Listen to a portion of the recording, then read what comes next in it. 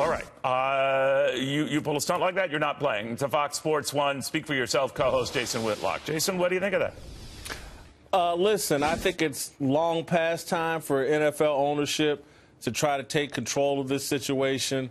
I think, look, the NBA has had a rule in place prohibiting the players from doing anything during the national anthem other than standing and supporting the flag and supporting that moment. The NFL needed to do this a long time ago. You have all these NFL players that love to talk about their platform. I want to use my platform to do X, Y, and Z. The NFL is not their platform. There are 30-some-odd NFL owners. They stand on the backs of a bunch of former players that made sacrifices for these guys to make all this money. Their careers are short, 3-4 years tops for the overwhelming majority of them. It's not their platform. They're in uniform wearing the Dallas Cowboys or the New York Giants uniform.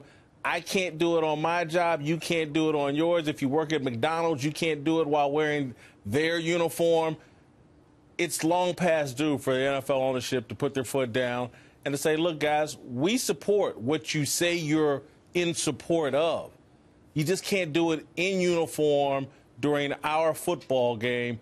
We have business conduct here. There's a time and a place for everything.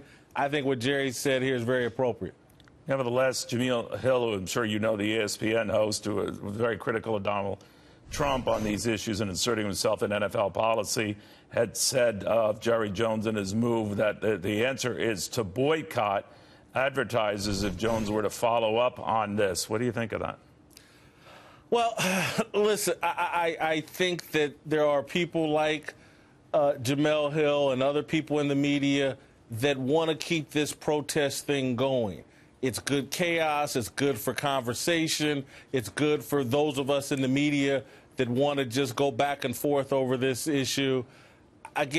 She's offered an option for the people that are, against Jerry Jones. I don't think it's the right solution. But she's a Disney employee, right? I mean, yeah. And works at ESPN. She said the change happens when advertisers are impacted. If you strongly reject what Jerry Jones said, the key is his advertisers. In her position as a sports commentator, host, whatever, is she... She doesn't understand the business she's in. She doesn't understand the business she's in. So what happens or what should happen to her then? ESPN is in business with the National Football League. Those advertisers that she's talking about boycotting are likely ESPN advertisers as well. Again, someone probably needs to have a talk with her, explain the business that she's in, explain who's paying her salaries, and that would be the end of it. I'm watching a lot of people, a lot from NFL leadership that clearly doesn't understand their business to the players who have no understanding of why they're making millions and millions of dollars.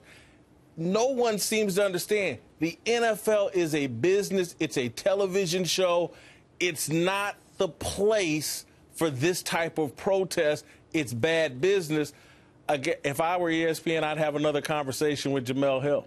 Well, I was reminded, Bob Iger, who runs, obviously, ESPN, ABC, et cetera, he did not like the way she discussed it in the beginning, responding to President Trump and his involving. Now, I guess what I'm asking, is it incumbent upon him, because he regretted her remarks, to fire her?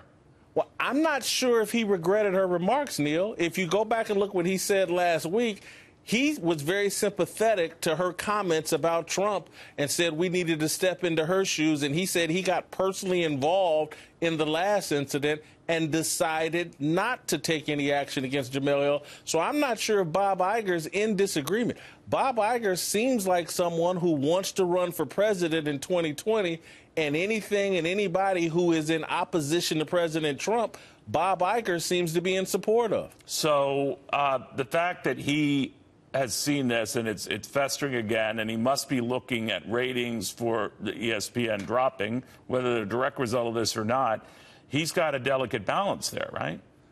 You would think, but I think he appears to be all in on this, and this might be why she's comfortable tweeting out these things, because the head of Disney seems to be in full support. Well, That's the reason why I raised that at all is because he seemed to be walking, the head of a pin here the last couple of days, trying to clarify that position here. But you might be right. Maybe he has nowhere to go here.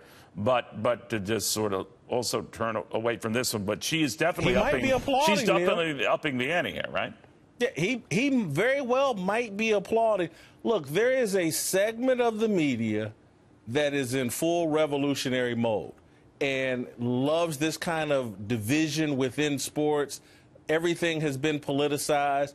There are segments of the media population, in my mind, Neil, that want full-blown chaos and war among the races. And one way to promote that is to politicize sports and make it a very divisive issue. Look, again, the national anthem and the flag had been a unifying thing for us that enjoy sports. You go to a sporting event, it's about the competition. It's not about politics. It's not about your differences. We have a symbolic moment at the beginning of it where everybody stands for the national anthem, and then the guys go out there and compete, and we enjoy it. We left our politics at home. There is a group that wants politics full-blown in sports, and they want it to be as divisive an issue as politics. And, again, if you look at the actions, all I can do is evaluate people by their actions. There seems to be a group of people, perhaps at ESPN, perhaps other places, that are in full support of this kind of division. All right, watch closely. Again, no such response yet from ESPN over what Jamel said again, or how players are going to react to Jerry Jones, the owner, saying, you pull a stunt like that, you're going to sit out the game. Didn't say he would fire them, that they would have to sit out the game, whether that's paid or unpaid. We shall see. But again, they thought they had found the middle ground, to Jason's point, not too long ago, when they would all kneel together in unison before the national anthem, all stand for the national anthem. This is going to test that. We'll have more.